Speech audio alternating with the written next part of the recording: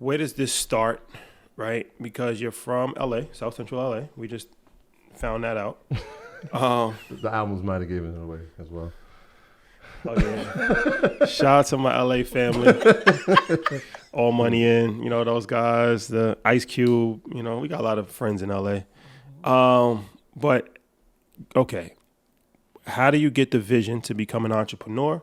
What's the first steps to actually, achieve this goal, and explain the actual product behind the unicorn? Okay, that's a lot. So first off, entrepreneurial, it was in me. It's a spirit that I've had since I was about 14 years old.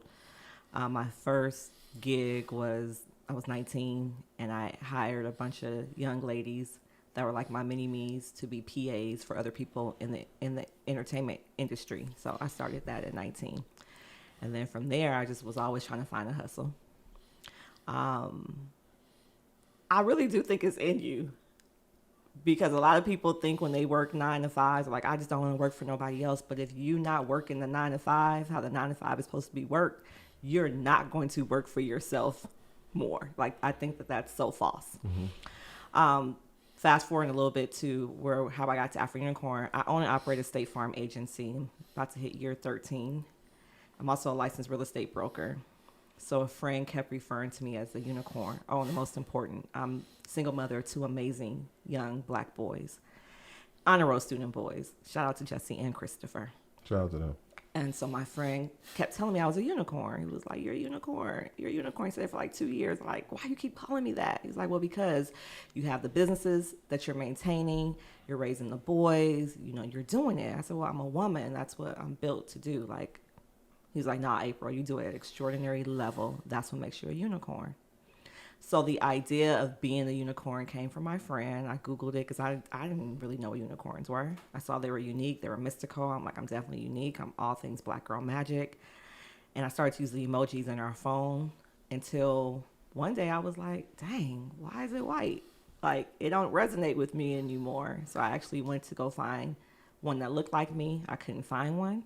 So instead of complaining about it, I said, well, I'm going to create one that looks like me.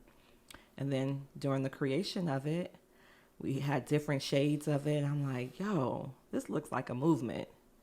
And I bet it's so many other women out there that felt like I was feeling, didn't know that they had the unicorn within them. I'm going to go find my tribe. So that's how it kind of started, with me creating a platform in 2019 to highlight other entrepreneurs, to shine light on them, to let them know that anything is possible, and to give them something that represented who they were, that they could physically wear. So at the first drop was just apparel, it was just a t-shirt. Mm-hmm. And then the likes of Tiffany Haddish, Sherry Shepherd, Alicia Keys, all of them jumped on board immediately because I would just be in their comments and DMs saying, hey, have you ever seen an Afro Unicorn before? I created a brand of women of color who hustle, follow the movement. They already resonated themselves with either Black Unicorn or Super Mom or Super Entrepreneur. So when they slid over to my page, they were like, dang, that unicorn represents who I am. So now, fast forward maybe a year or 2 later, and I'm skipping a lot, we could always go back. But Walmart reaches out after a video went viral of a little girl wearing an Afro Unicorn shirt. And they saw the comments that said, that's Afro Unicorn's baby, that's Afro Unicorn's apparel. And she reached out and was like, hey, would you consider doing party supplies with us?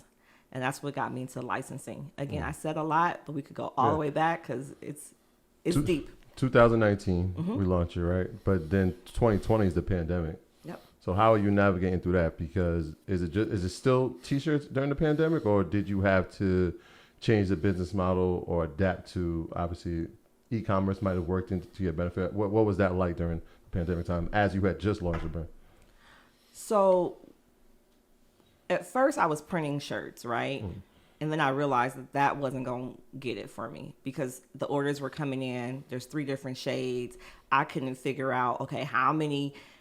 At the time, I had vanilla, mocha, and caramel. Like, how many vanilla is going to be 3XLs? How many are going to be 2XLs? So it was very complicated. So I immediately switched over to print on demand. Okay. And with print on demand, they have other like accessories that I added. Because as soon as I dropped the shirt, people were like, "Oh, do you have this on a notebook? Can I get it on a backpack? Can I get it on this or that?"